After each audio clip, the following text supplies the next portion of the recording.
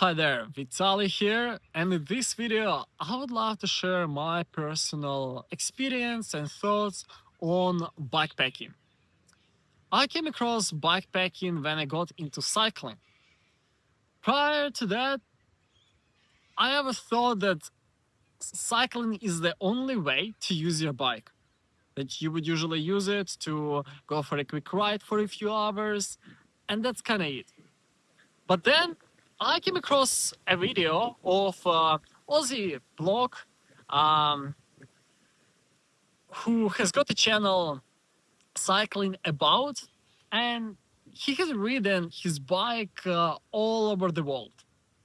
So I did my research. I followed him and other people who have um, done crazy stuff on their bikes, who have ridden around the world, and it made me realize that they are onto something.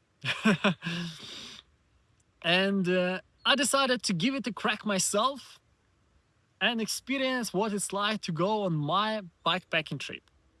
So I bought this bike on Facebook Marketplace from some old lady who has barely used it.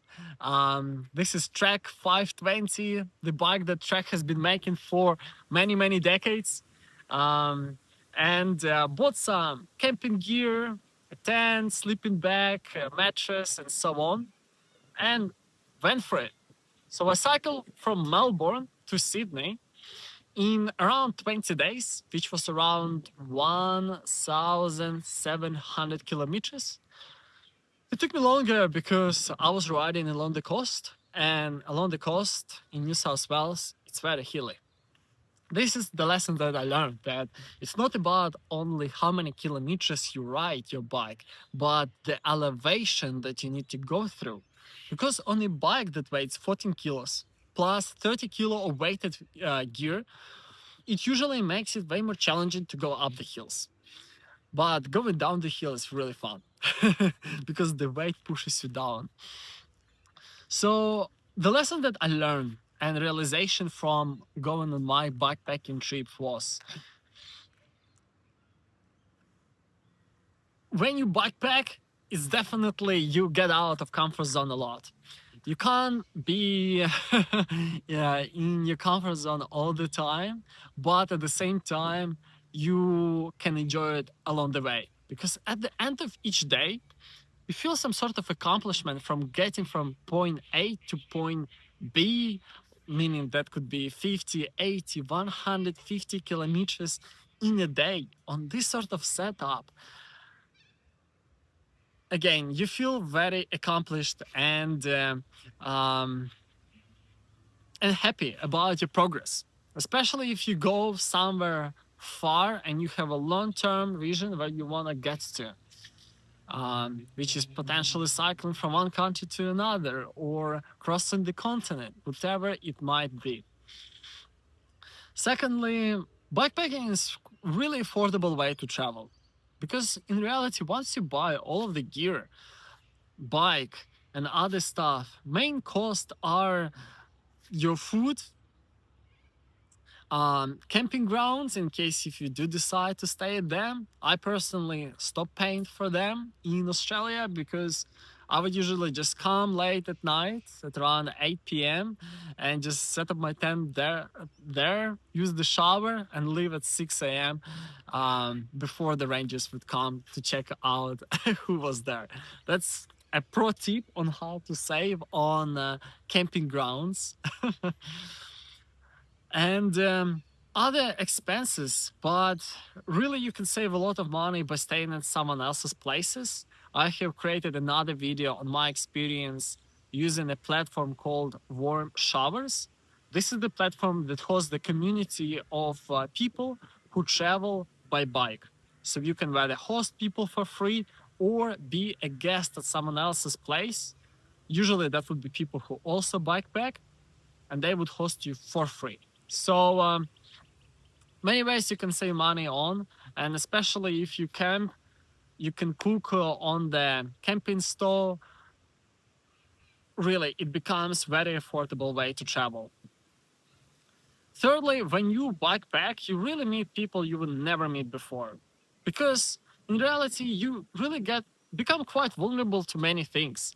You need to find a resupply of food or water, and you need to ask locals more frequently on how to get around in some locations where Google Maps or other navigation system like Komoot. I would really encourage you to use Komoot instead of Google Maps. Google Maps sucks because it would always most likely get you on the road, and Komoot finds some other trails that you can enjoy way more. Uh, or you also can, ask someone else to set up your tent at the back of the backyard, right? And sometimes they would just host you for free, even strangers you have never met before. And it happened to me a few times in my 20 days backpacking from Melbourne to Sydney. When you backpack, it's such a way where you have got the freedom to actually get to where you want to be in different ways, and you wouldn't be able to get to by car, meaning getting on the rail trails where there is no traffic, no tourists, just you, nature, and your bike. Isn't that beautiful? Um, Also, um, backpacking can be quite enjoyable way as networking with other people who also backpack. You can meet other people with a bikes packed with all of the gear. You can see them from really far and share each other's stories, which is quite beautiful in my opinion. That's very hard to replicate by simply traveling by car.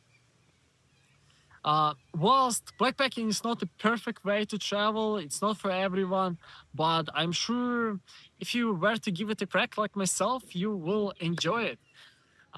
You can do whether with your partner, yourself as a single, or I have seen families who travel with their spouse, kids, and have a blast time together. Um, After this backpacking trip, I'm really excited about what's next. I have already got the whole document of the places I want to travel. Like, I would love to backpack across Japan, Europe, and other places. Yeah, hopefully, I will see you on these adventures too. So, if you have any questions about my experience, feel free to comment them below and I will be happy to answer them. Thanks for watching, guys. See you in the next one.